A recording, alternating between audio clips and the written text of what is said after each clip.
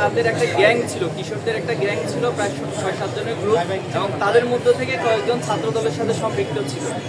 তার বন্ধু তাকে মেসেজ দিয়েছে যে আসো আমরা একটু চা খাই, এই কথা বলে তাকে নিয়ে গিয়ে তাকে সেখানে বেদডক অর্থাৎ এখানে বাস করতে আছে তামিল মিল্লাত কামিল মাদ্রাসার গেটের ঠিক অপোজিটে। তো সেখানে তাকে অনেকক্ষণ মারধর করে এবং তাকে বিগত সময়ে যে কুয়েটের বিষয়ে ছাত্রদল বা এই বিষয়টা সে কেন পোস্ট দিয়েছে এই বিষয়গুলো প্রশ্ন করেছে এবং একটা পর্যায়ে তাকে ছুরিকাঘাত দিয়ে আহত করেছে, যেটা আমরা দেখেছি গণমাধ্যমে, সে রক্তাক্ত হয়েছে।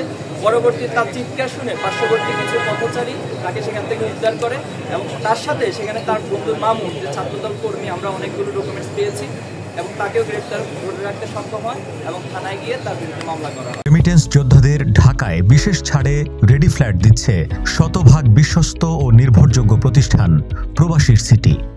জুলাই স্প্রিটটা হলো ঐক্যবদ্ধ একটা সম্মিলিত প্রয়াসের যে চিন্তা চেতনা, তারই একটা বহিঃপ্রকাশ ছিল জুলাই অভ্যুত্থান। তো আমরা চেয়েছিলাম যে এরপরে আসলে সকলে ঐক্যবদ্ধভাবে কাজ করবে।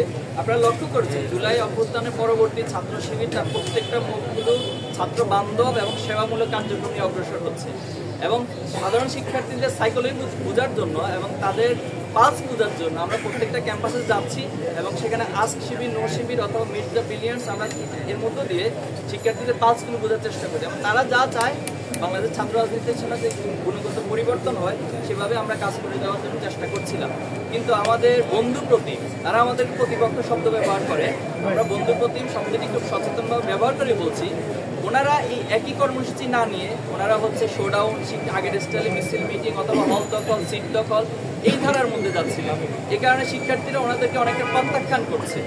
এই কষ্টটা ওনারা শিক্ষার্থীদের উপর না উঠাতে পেরে অনেকটা আমাদের ছাত্র শিবিরের উপর সেই কষ্ট এবং ক্ষোভটা ওনারা উঠাতে গিয়ে মূলত এই বিরোধের জায়গাটা তৈরি হয়েছে।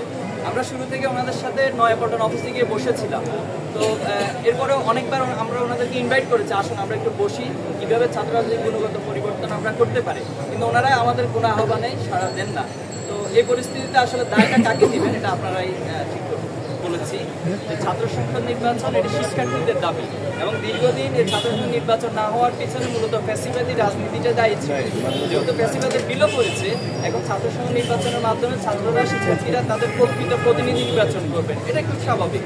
কিন্তু আমরা দেখছি যে আমাদের বন্ধুপ্রতিম সংগঠন তারা এই নির্বাচন চায় না। কেন চায় না? তারা বলছে এখানে সংস্কার প্রয়োজন।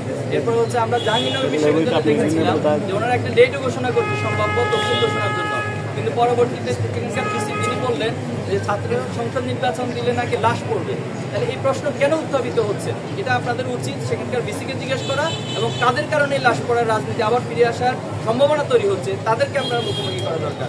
আমরা খুব স্পষ্টভাবে বলছি যে ছাত্র সংসদ নির্বাচন দ্রুত হওয়া দরকার এবং এটার মাধ্যমে শিক্ষার্থীরা তাদের প্রকৃত প্রতিনিধি পাবে এবং যেই প্রতিনিধির দায়বদ্ধতা সকল শিক্ষার্থীদের কাছে থাকবে। আমাদের বন্ধু প্রতিদিন ছাত্র সংগঠনের কোথায় সমস্যা হয়েছে এটা ওনাদেরকে জিজ্ঞেস করবেন। আমরা শুরুতেও বলেছি, এখনও বলছি যে জাতির স্বার্থে এবং দেশের স্বার্থে, শিক্ষার স্বার্থে, ছাত্র রাজনীতির স্বার্থে আমরা যে কারোর সাথে ঐক্য করতে প্রস্তুত আছি, বসতে প্রস্তুত আছি এবং আলাপ আলোচনা করতে প্রস্তুত আছি।